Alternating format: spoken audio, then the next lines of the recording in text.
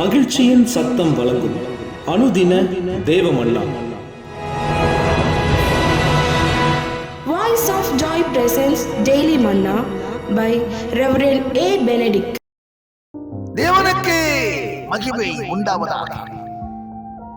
இந்த நாளைக்குரிய தேவ மன்னாவாக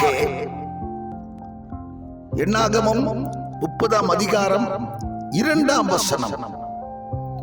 ஒருவன் கர்த்தருக்கு யாதொரு பொருத்தனை பண்ணினாலும் அல்லது யாதொரு காரியத்தை செய்யும்படி ஆணையிட்டு தன் ஆத்துமாவை நிபந்தனைக்கு உட்படுத்திக் கொண்டாலும் அவன் சொல் தவறாமல் தன் வாயிலிருந்து புறப்பட்ட வாக்கின்படியெல்லாம் செய்ய கடவேன் என்று எழுதப்பட்டிருக்கிறது.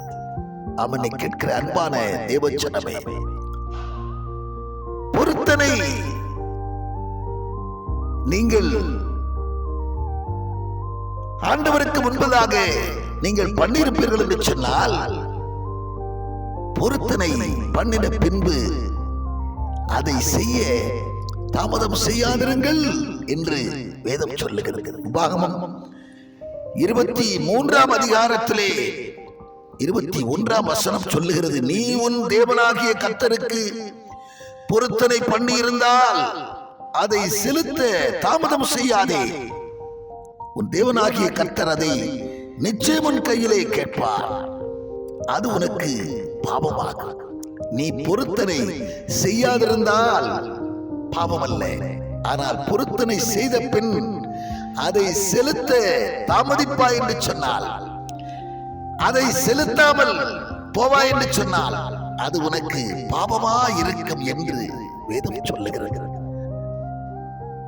நீதிமொழிகளின் புத்தகத்திலே 20ஆம் அதிகாரம் 25ஆம் வசனத்திலே சொல்லப்பட்டிருக்கிறது, பொருத்தனை செய்த பின் அதை தாமதிக்கிறதும், அது செய்த பின் அதை குறித்து அதை செய்யாமல் விழுவதும் கண்ணியாயிருக்கும் என்று வேதம் சொல்லுகிறது. நீ கேட்கிற அருமையான தேவஜனமே, ஆபத்து காலத்தில் என்னை நோக்கி கூப்பிடு, நான் உன்னை விடுவிப்பேன், நீ என்னை மகிமைப்படுத்துவாய் என்று வேதம் சொல்லுகிறது. ஆனால் அதற்கு முந்தின வசனம் 14ஆம் சங்கீதம் 50ஆம் அதிகாரத்திலே 14ஆம் வசனம், நீ தேவனுக்கு ஸ்தோத்திர பலிகளை செலுத்தி ஸ்தோத்திர பலியிட்டு நீ அவருக்கு உன் பொருத்தனைகளை நீ செலுத்தி அதன் பிறகு ஆபத்து காலத்தில் அவரை நோக்கி கூப்பிடும் போது அவர் உனக்கு ஆபத்தில் கூட இருந்து உதவி செய்வார் என்று எழுதப்பட்டிருக்கிறது. ஆபத்து காலத்தில் என்னை நோக்கி கூப்பிடு, நான் உன்னை விடுவிப்பேன், நீ என்னை மகிமைப்படுத்துவாய். ஆம், என்னை கேட்கிற அருமையான தேவஜனமே, இப்படி ஒரு காரியம் எனக்கு நடந்தால், இந்த ஜெயம் எனக்கு வந்தால், இந்த காரியத்தில் எனக்கு நன்மை கிடைத்தால் நான் நின்றதை செய்வேன் என்று சொல்லி நீ ஒருவேளை பொருத்தனை செய்திருப்பாய் என்று சொன்னால், அந்த பொருத்தனையை செய்ய தாமதம் செய்யாதே, தாமதம் செய்யாதே.